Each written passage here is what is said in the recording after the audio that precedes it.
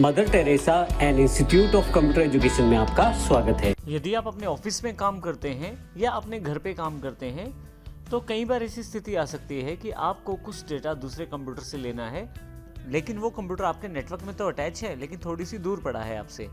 तो ऐसी सिचुएशन में आप रिमोट डेस्कटॉप कनेक्शन का प्रयोग कर सकते हैं, जिसमें आप बिना उठे ही दूसरे कंप्यूटर का डेस्कटॉप अपने पास खोल सकते हैं और उसके फीचर्स बिल्कुल ऐसे प्रयोग कर सकते हैं जैसे वो डेस्कटॉप आपके सामने खुला हुआ है। आइए जानकारी हम एक प्रैक्टिकल एग्जांपल से लेते हैं। जैसे कि मेरे पास मेरे ऑफिस में दो सिस्टम पड़े हुए हैं। एक सिस्टम में जो इस वक्त आपके सामने जो प्रयोग कर रहा हूं और दूसरा एक डेस्कटॉप पीसी है जो अलग से पड़ा हुआ है थोड़ी सी दूर मेरे से, परंतु ये दोनों एक ही नेटवर्क से अटैच हैं। अब मान लीजिए मैं उस दूसरे पीसी को एक्सेस करना चाहता हूं या वहां से पड़ी हुई किसी फाइल को देखना चाहता हूं या किसी काम को उस पीसी पर करना चाहता हूं, तो यहीं से बैठे बैठे भी कर सकता हूं अपने इस पीसी के द्वारा।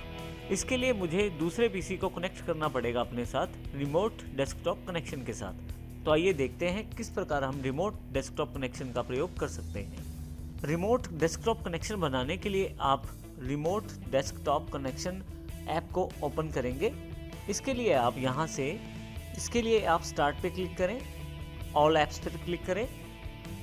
यहाँ से आपके पास WLA सेक्शन के अंतर्गत विंडोज एसेसरीज में रिमोट डेस्कटॉप कनेक्शन आपके पास यहाँ मिल जाएगा। अब यहाँ क्लिक कर दें इसे, आपके पास रिमोट डेस्कटॉप कनेक्शन का एक बॉक्स अवेलेबल हो जाएगा।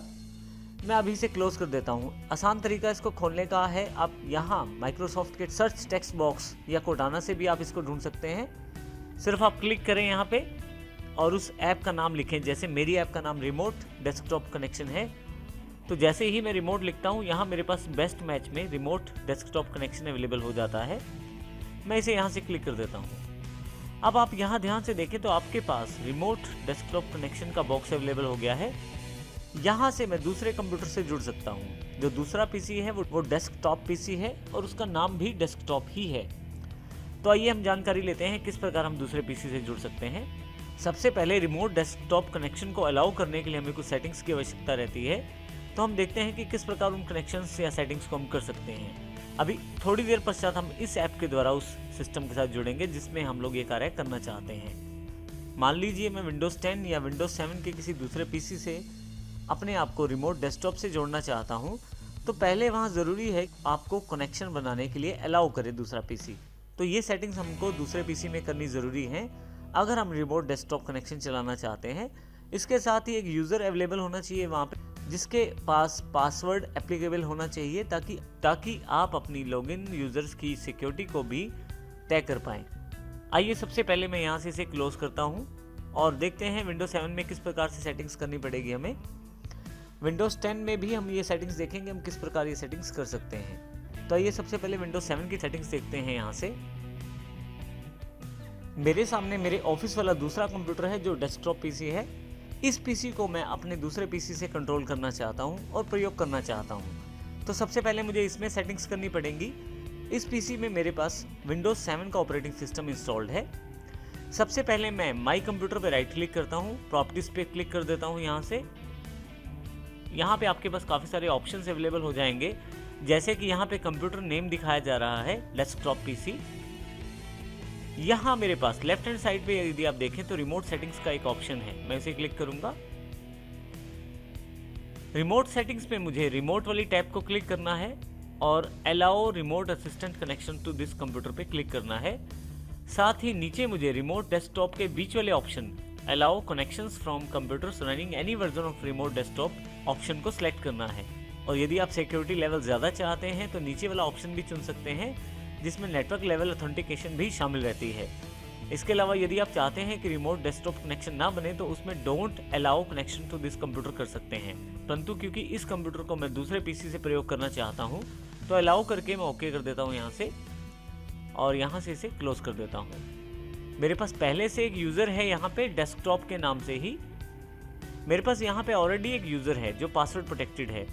स्टार्ट में जाएं, control panels, user account and family safety में जाके देखें यूज़र अकाउंट्स पे। यहाँ पे मेरे पास डेस्कटॉप के नाम से एक यूज़र भी अवेलेबल है जो एडमिनिस्ट्रेटर है। यहाँ ध्यान रखिएगा डेस्कटॉप पीसी ये तो मेरे कंप्यूटर का नाम है और डेस्कटॉप उस यूज़र का नाम है जो इसको प्रयोग कर रहा है, और ये पासवर्ड प्रोटेक्टेड भी है। मैं यहाँ से इसे क्लोज कर देता हूँ। अब फाइनली अपने दूसरे कंप्यूटर से जाके इस कंप्यूटर से कनेक्ट करने की कोशिश करता हूँ मैं। अब मैं यहाँ अपने मेन कंप्यूटर से उस रिमोट डेस्कटॉप पीसी को यूज़ करना चाहता हूँ, तो इसके लिए मुझे रिमोट डेस्कटॉप ऐप को प्रयोग करना है। जैसा कि हमने सीखा कि पहले रिमोट डेस्कटॉप ऐप को आप किस तरह से ओपन कर सकते हैं। आप दो तरीकों में से स्टार्ट से भी या ask me everything text box से भी उसको ओपन कर सकते हैं। यहाँ पे मैं यहाँ पे फिर से लिख देता हूँ रिमोट डेस्कटॉप कनेक्शन। आप देखेंगे कि बेस्ट मैच में रिमोट डेस्कटॉप कनेक्शन अवेलेबल हो गया है। क्लिक करके मैं ओपन कर लेता हूँ। देखिए यहाँ पे आपके पास कुछ सेटिंग्स आपको करनी पड़ेंगी। उन सेटिंग्स के आधार पे ही आपका जो दूसरा कंप्यूटर है इस कंप्यूटर से जुड़ पाएगा और आप उसको प्रयोग कर पाएंगे। सबसे पहले कंप्यूटर का नाम आपको देना पड़ेगा। मेरे उस कंप्यूटर का नाम डेस्कटॉप पीसी है, जो कि मैंने आपको माई कंप्यूटर की सेटिंग्स में दिखाया है, और दूसरा जो नाम है वो यूज़र का यहाँ पे है डेस्कटॉप। इन सेटिंग्स को आप एडिट भी कर सकते हैं। उसके लिए शो ऑप्शंस पे क्लिक करें। आप देखेंगे कि आपके पास ये बॉक्स एक्सपेंड हो गया है और इसमें कुछ एक ऑप्शंस और अवेलेबल हो गए हैं। जैसे कंप्यूटर का नाम मैंने पहले बताया डेस्कटॉप पीसी है, यूज़र का नाम डेस्कटॉप है।